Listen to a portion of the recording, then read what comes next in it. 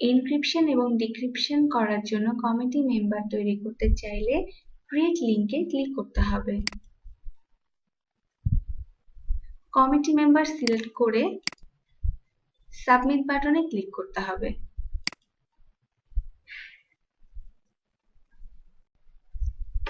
User committee member for encryption decryption edit করতে চাইলে edit লিংকে অথবা ভিউ করতে চাইলে ভিউ লিংকে ক্লিক করতে হবে। User official cost estimate add করতে চাইলে অ্যাড লিংকে ক্লিক করতে হবে। এরপর লট নং অনুযায়ী অফিসিয়াল কস্ট এস্টিমেশন দিতে হবে।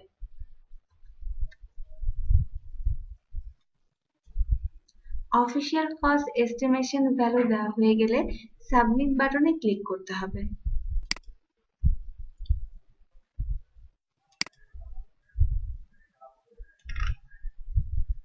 Official cost estimate enter successfully মেসেজটি শো করবে। ইউজার যদি অফিসিয়াল কস্ট এস্টিমেট এডিট করতে চান এডিট লিংকে অথবা ভিউ করতে চাইলে ভিউ লিংকে ক্লিক করতে হবে।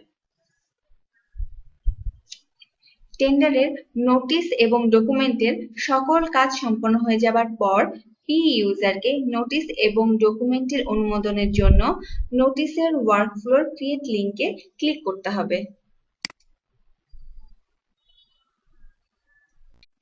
এখন ইউজারকে টেন্ডার নোটিশ এবং ডকুমেন্টের অ্যাপ্রুভাল ওয়ার্কফ্লোর নাম্বার অফ রিভিউয়ার্স দিতে হবে। যদি রিভিউয়ার্সের প্রয়োজন না হয় তাহলে 0 ইনপুট দিয়ে সাবমিট বাটনে ক্লিক করতে হবে।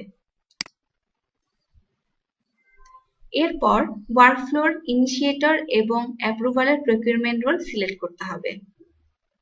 ইনিশিয়েটর হিসেবে পি ইউজার সিলেক্ট করতে হবে এবং অ্যাপ্রুভার হিসেবে হোপ সিলেক্ট করে আমরা সাবমিট বাটনে ক্লিক করছি।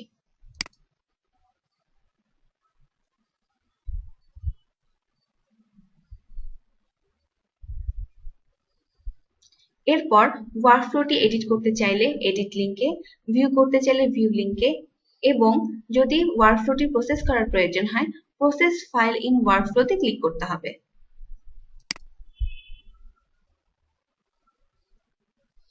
এরপর ইউজারকে কমেন্টস লিখতে হবে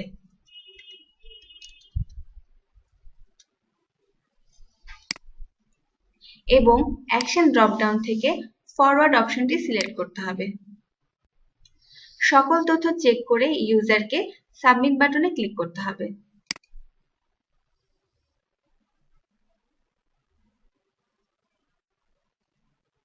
এবং ফাইল প্রসেস সাকসেসফুলি ইনফরমেশনটি শো করবে। যেহেতু হোপ ইউজার টেন্ডার নোটিশ এবং ডকুমেন্টের ওয়ার্কফ্লোর অ্যাপ্রুভার হিসেবে আছেন সেজন্য হোপ ইউজারকে সিস্টেমে লগ ইন করতে হবে এবং পেন্ডিং টাস্ক খুঁজে পেতে ওয়ার্কফ্লো মেনু থেকে পেন্ডিং টাস্ক ওয়ার্কফ্লো মেনুতে ক্লিক করতে হবে এবং পেন্ডিং টেন্ডারটি অ্যাপ্রুভারের জন্য ইউজারকে প্রসেস লিংকে ক্লিক করতে হবে।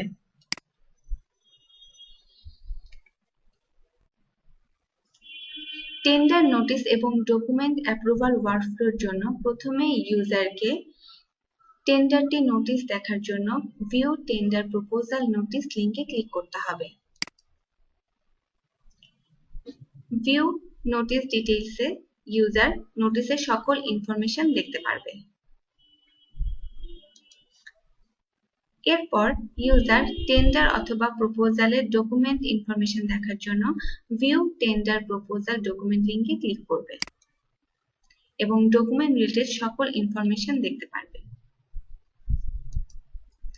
এরপর টেন্ডারটিতে যদি কোনো পরিবর্তনের প্রয়োজন হয় তাহলে ইউজারকে কমেন্টসে পরিবর্তনের কারণ লিখে অ্যাকশন থেকে রিটার্ন বাটনে ক্লিক করতে হবে।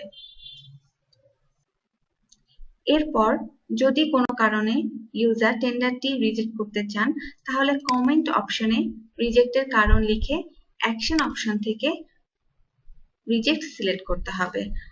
যদি ইউজার টেন্ডারটি অ্যাপ্রুভ করতে চান কমেন্টসে অ্যাপ্রুভের রিজন দেখে অ্যাকশন থেকে অ্যাপ্রুভ অপশন সিলেক্ট করতে হবে।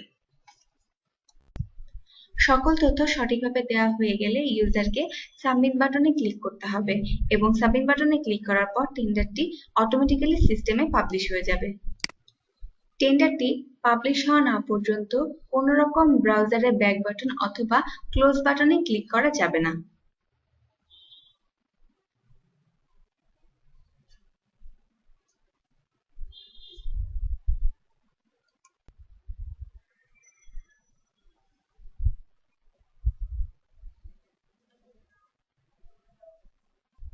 টেন্ডার পাবলিশ হয়ে গেলে file has processed and tender published successfully মেসেজটি শো করবে।